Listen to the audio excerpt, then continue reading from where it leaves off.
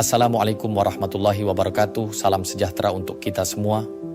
Saudara-saudara pendengar yang budiman, selamat berjumpa kembali dalam ruang diskusi kita, ruang yang selalu mencoba membaca denyut nadi perekonomian negeri ini dengan cara yang kritis dan rasional.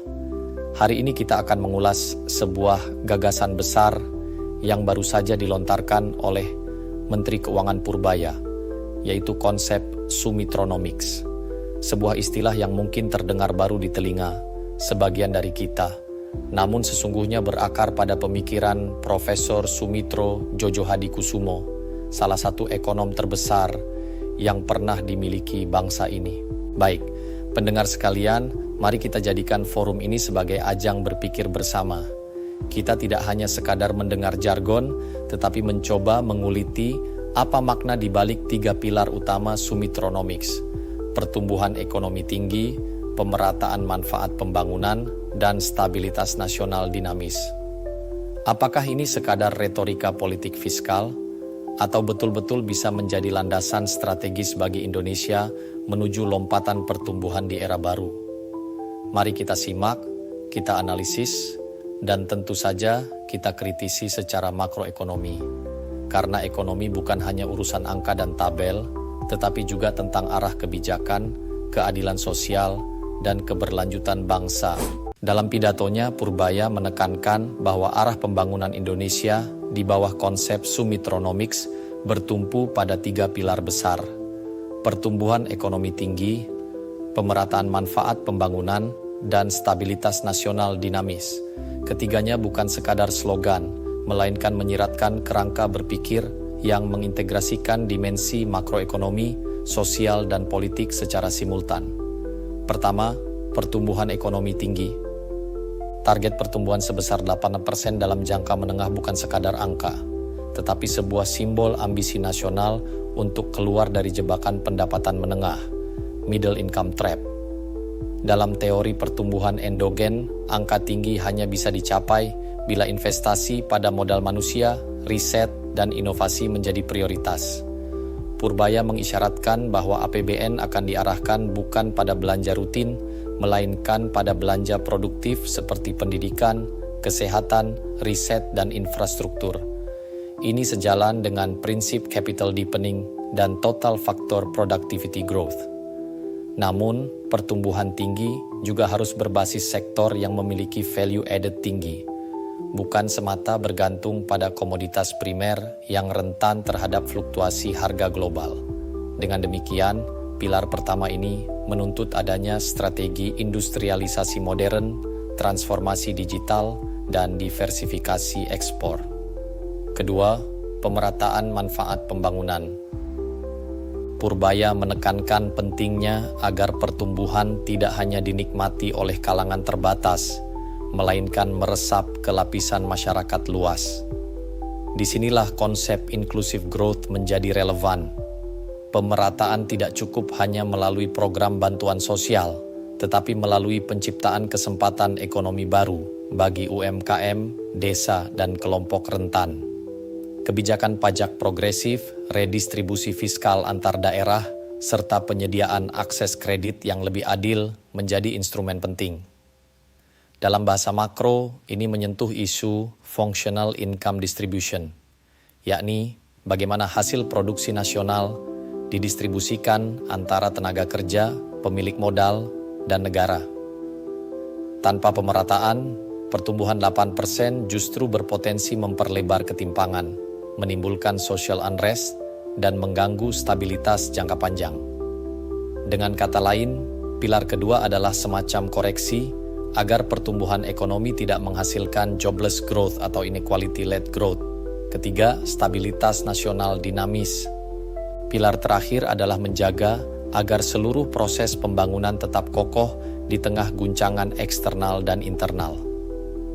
Stabilitas yang dimaksud Purbaya bukan sekadar menjaga inflasi dan kurs, tetapi juga stabilitas politik, sosial, dan keamanan yang memungkinkan iklim investasi tumbuh. Kata dinamis penting, karena stabilitas yang kaku justru dapat mematikan adaptasi. Stabilitas dinamis berarti pemerintah harus lincah, agile, dalam merespons perubahan global seperti kenaikan harga pangan, energi, atau ketidakpastian geopolitik. Dalam kerangka makro, hal ini sejalan dengan teori policy mix, di mana fiskal, moneter, dan kebijakan struktural harus berjalan harmonis agar ekspansi tidak menimbulkan overheating, defisit eksternal, atau gejolak keuangan. Tanpa stabilitas yang adaptif, pertumbuhan dan pemerataan tidak akan berkelanjutan. Dengan 3 pilar ini, Purbaya sesungguhnya sedang merumuskan suatu development trinity. Bagaimana menyeimbangkan ekspansi ekonomi, keadilan sosial, dan ketahanan makro. Namun, sejarah pembangunan menunjukkan bahwa menjaga keseimbangan 3 pilar ini adalah tugas yang amat berat.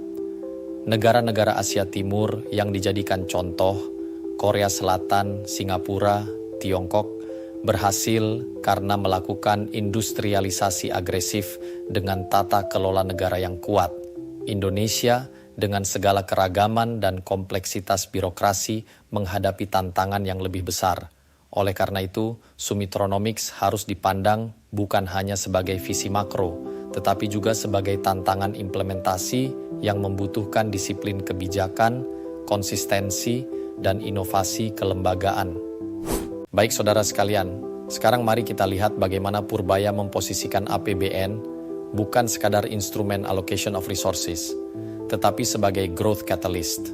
Artinya, anggaran negara harus menjadi engine of growth yang mampu menggandakan efek ekonomi melalui fiscal multiplier.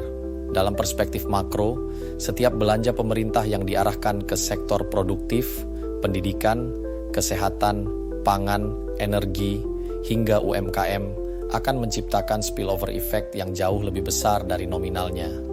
Inilah esensi pump priming. Pemerintah menyalakan percikan awal, lalu sektor swasta bergerak mengikuti. Penempatan 200 triliun di Bank Himbara misalnya, dimaksudkan agar dana tersebut tidak pasif, tetapi berubah menjadi kredit produktif yang menggerakkan manufaktur, digital economy, dan green investment. Disinilah berlaku teori crowding in effect. Belanja publik justru merangsang partisipasi swasta karena memberi sinyal kepastian arah pembangunan. Tetapi saudara sekalian, efektivitasnya sangat ditentukan oleh quality of spending. Jika APBN hanya terserap ke belanja non-produktif, multiplier menjadi lemah, bahkan berbalik menjadi crowding out, yakni menggeser potensi kredit swasta. Dengan demikian, pesan Purbaya tegas, APBN harus bertransformasi dari sekadar alat administrasi fiskal menjadi katalis yang mendorong pertumbuhan berkelanjutan, pemerataan, dan stabilitas. Pertanyaannya, apakah mekanisme policy execution kita cukup kredibel untuk memastikan dana ini benar-benar mengalir ke sektor produktif? Baik saudara sekalian, mari kita bahas ambisi besar yang disampaikan Purbaya. Pertumbuhan ekonomi 8%. Target ini jelas memantik diskusi serius. Secara historis, Indonesia hanya beberapa kali menyentuh angka di atas 7%, itu pun di era Orde Baru sebelum krisis finansial Asia 1997. Setelah itu, pertumbuhan kita cenderung moderat, berada di kisaran 5%-6%. Purbaya mencoba membandingkan Indonesia dengan negara-negara yang sering dijadikan benchmark pembangunan, Korea Selatan, Singapura, dan Tiongkok. Ketiga negara ini mampu melesat karena mengadopsi rapid industrialization, mobilisasi tabungan domestik melalui high savings rate, serta integrasi agresif ke dalam perdagangan global, export-led growth. Model pertumbuhan mereka berbasiskan manufaktur bernilai tambah tinggi dengan dukungan kuat dari investasi asing langsung, foreign direct investment (FDI). Pertanyaan kritisnya, apakah Indonesia hari ini memiliki structural condition serupa?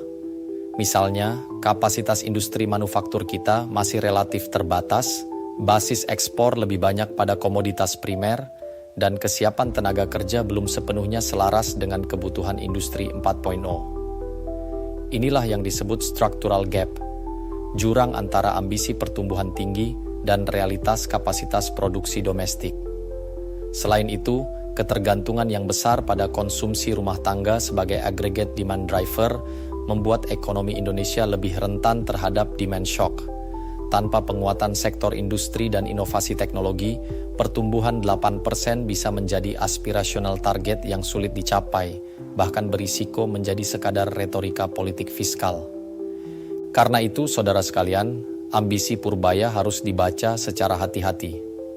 Target tinggi memang penting untuk memberi arah, tetapi prasyarat struktural, industrial upgrading, human capital development, dan diversifikasi ekspor harus terpenuhi terlebih dahulu agar Sumitronomics tidak berhenti pada slogan, melainkan menjadi visible growth strategy. Baik saudara sekalian, sekarang mari kita bahas aspek yang sering luput dari euforia pertumbuhan, yaitu stabilitas nasional dinamis. Purbaya menegaskan bahwa pertumbuhan tinggi hanya bermakna jika ditopang oleh stabilitas yang kuat.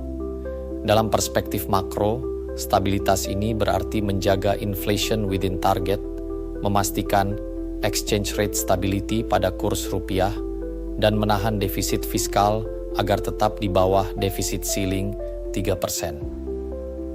Tanpa disiplin ini, pertumbuhan yang tinggi hanya akan menjadi ilusi sesaat.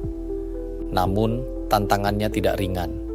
Dunia saat ini berada dalam kondisi yang banyak ekonom sebut sebagai polikrisis, yaitu akumulasi krisis yang terjadi secara simultan. Perang dan ketegangan geopolitik, krisis iklim, transisi energi, volatilitas harga pangan, hingga gejolak di pasar keuangan global. Situasi ini menciptakan external shock yang sulit diprediksi.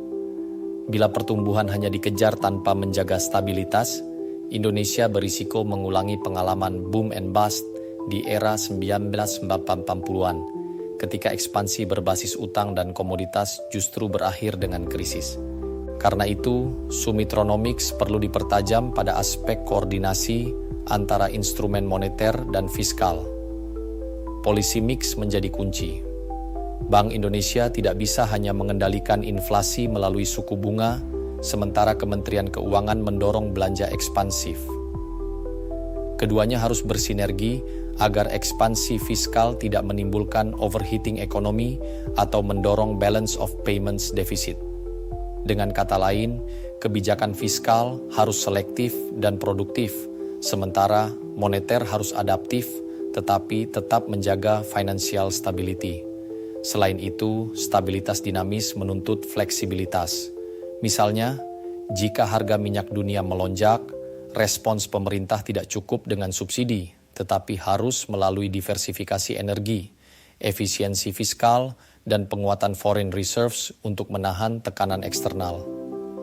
Stabilitas juga mencakup aspek sosial, penyediaan safety net seperti program makan bergizi gratis atau jaminan kesehatan agar gejolak harga pangan tidak memicu keresahan sosial. Dengan demikian, saudara sekalian, stabilitas dalam Sumitronomics bukanlah konsep statis. Ia bersifat dinamik equilibrium, di mana pemerintah harus terus menyeimbangkan pertumbuhan, harga, nilai tukar, dan keadilan sosial di tengah turbulensi global.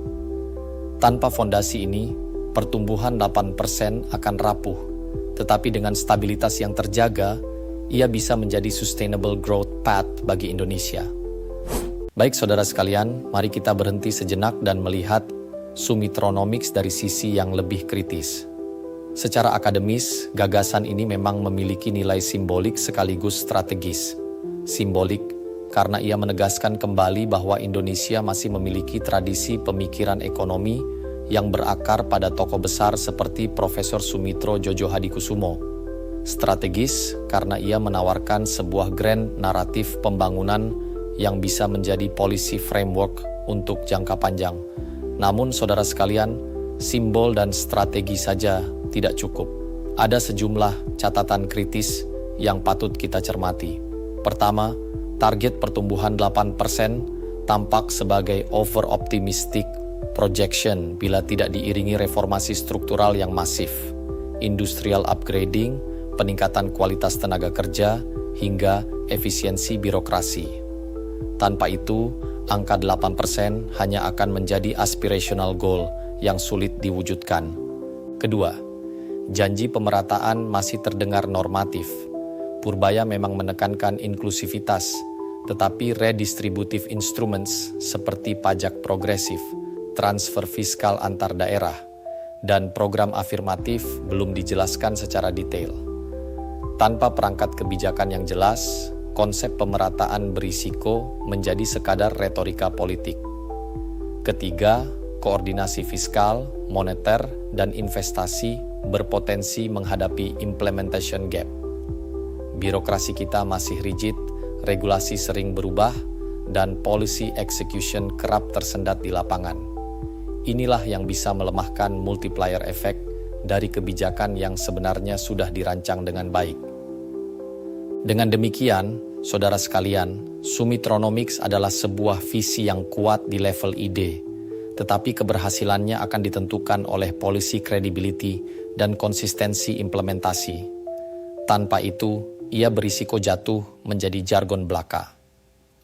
Namun jika benar-benar dijalankan dengan disiplin kebijakan dan reformasi struktural, Sumitronomics bisa menjadi fondasi menuju sustainable and inclusive growth bagi Indonesia. Saudara pendengar sekalian, setelah kita membedah pidato Purbaya tentang Sumitronomics, jelas terlihat bahwa konsep ini adalah sebuah momentum penting dalam diskursus pembangunan nasional. Ia meletakkan arah, mencoba memberi sebuah kompas of development, tetapi kita semua tahu bahwa kompas saja tidak cukup tanpa peta jalan yang jelas. Direction without roadmap berisiko menjadikan Sumitronomics hanya sekadar jargon politik. Dari perspektif makro, pertanyaan fundamental yang harus kita ajukan adalah, bagaimana mengukur keberhasilan strategi ini? Kita membutuhkan indikator yang konkret dan terukur. Apakah investasi swasta meningkat secara signifikan sehingga mendorong industrialisasi modern? Apakah produktivitas tenaga kerja melonjak seiring dengan investasi pendidikan dan digitalisasi? Apakah ketimpangan baik antar wilayah maupun antar kelas sosial benar-benar menurun melalui mekanisme redistribusi fiskal? Dan yang paling penting, apakah inflasi serta nilai tukar tetap terkendali sehingga pertumbuhan tidak rapuh oleh guncangan eksternal? Saudara sekalian, bila tiga pilar, pertumbuhan, pemerataan, dan stabilitas dapat berjalan secara harmonis, maka Sumitronomics bisa menjadi new chapter of sustainable and inclusive growth bagi Indonesia. Ia bisa menjadi basis kepercayaan publik sekaligus magnet bagi investor global. Tetapi bila implementasinya setengah hati, tanpa disiplin kebijakan dan reformasi struktural, maka konsep ini hanya akan tercatat sebagai retorika fiskal yang indah di atas kertas tanpa daya ubah nyata. Refleksi terakhir bagi kita semua adalah bahwa pembangunan ekonomi bukan hanya soal angka PDB, tetapi juga soal legitimasi sosial, pemerataan kesempatan, dan ketahanan bangsa di tengah global uncertainty. Sumitronomics membuka ruang untuk optimisme, tetapi sekaligus menuntut komitmen besar dari pemerintah, swasta, dan masyarakat sipil agar gagasan ini benar-benar membumi. Saudara pendengar yang budiman, demikianlah ulasan kita kali ini. Semoga analisis ini tidak hanya menambah wawasan, tetapi juga memperkuat sikap kritis kita dalam membaca arah kebijakan ekonomi negeri. Mari kita terus kawal, kita kritisi, dan kita dukung bila memang berpihak pada kepentingan rakyat banyak. Wassalamualaikum warahmatullahi wabarakatuh.